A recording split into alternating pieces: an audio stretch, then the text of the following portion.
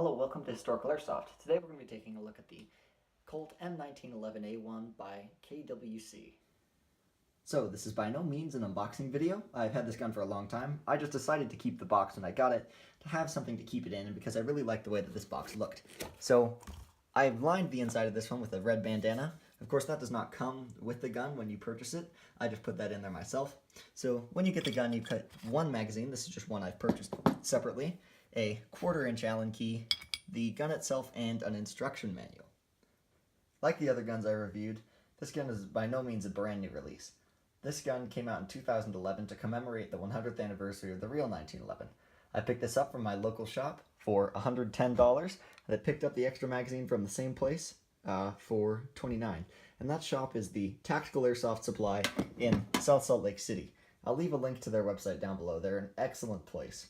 Amazing customer service. Couldn't recommend them more. So of course this gun does come with a federally mandated orange tip. I've just been lazy and painted over it for the time being. I have been meaning to remove that, just to give it the more flush look that the front of the gun on a real one would have. You have the front sight post. There's no dots or anything painted on it. It's a gun from the, early 20th century, so a lot of the things that we see on modern day firearms are not on this replica. So you have the original trades that were on the 1911A1. So one thing that's a little bit interesting is the first 1911 was just the 1911. The 1911A1 is the version that came out in 1927, and that's the version that had these trademarks in specific. The first 1911 also had some little triangular marks right above the screw, right above and below the screws on the grip. So we have the slide release right here, magazine release, trigger, safety, which of course can only be activated when the hammer is pulled back on this gun, which is very interesting, but it's just how it is on the real one. Again, lots of the things that we think of as industry standards were not conceptualized yet at this time of this gun coming out. So you have the beaver tail safety. Of course this is here, so your gun, you can't accidentally fire it unless you're holding it the way it's supposed to be held. So like you can see, even though the hammer is back, the gun is not going to fire. It's just dry firing. There's no magazine in here right now, so no gas will be released. But once there is pressure on the beaver tail, the trigger can be pulled and the hammer will release. So I'm a huge fan of that. The right-hand side of this gun is a lot more minimalist than the left-hand side. There are barely any controls on it. The only one that would really count as a control is the little pin that you push through for disassembly, which I'll show you how to do later. Of course, the ideas of ambidextrous controls were nowhere close to being implemented yet. My one major complaint about the outside of the gun is the grips. They're just made of a pretty cheap plastic. They do look like wood from far away, but when you hold them, it's pretty obvious that they are just plastic. It's not that big of a deal. The rest of the gun does feel great, but it's something that if you are trying to go for a more historical look or a more historical feel, you may want to replace those with the grips of a real one. Luckily, it's not very hard to do that. They're just about identical to what you would see on a real 1911, except that they are plastic. So all you would have to do is unscrew these and take them off, and then put whatever grips you want to put onto it. This gun feels really good to hold in your hands. The weight is just about perfect. It's exactly how I would want it to be. The sights, again, are nothing special.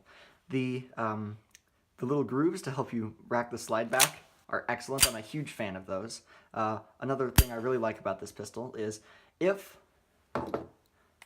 I wanted to, I could have a magazine in and I could cock it, or, load the first round by just pulling back the hammer and then firing. I don't want to do that and release gas and dry fire it, so that's one feature that I'm a huge fan of. So, of course, when you look in there, you see the little nozzle that the gas comes out of, and you have the barrel down in there. I'm going to disassemble this for you guys in a bit and show you more what it's like on the inside.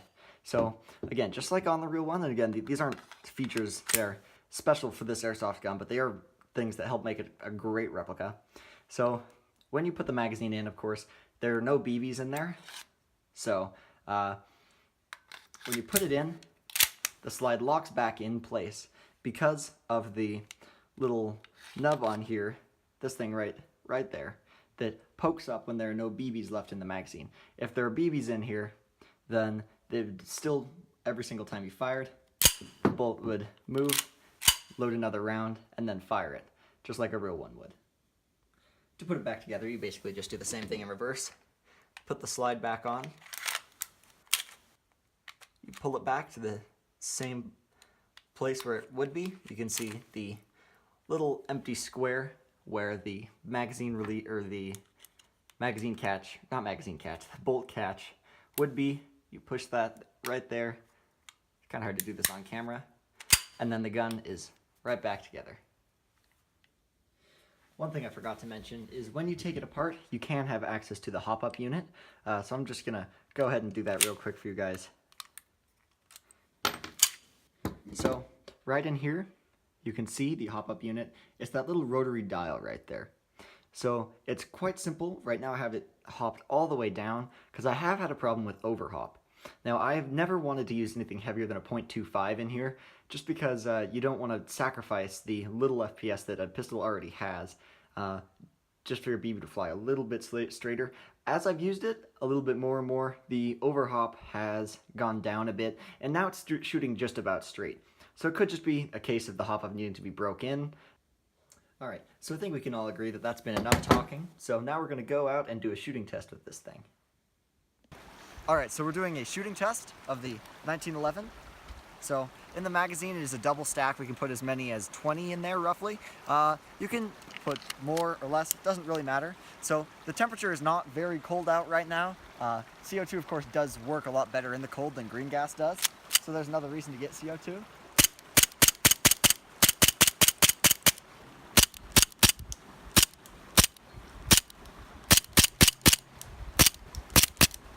Alright, so this is our new friend. He'll be joining us in our videos. His name's Corporal Mayville. He and I are both working on Vietnam War impressions, so expect to see him around a lot, as well as our cameraman, Sergeant Janish.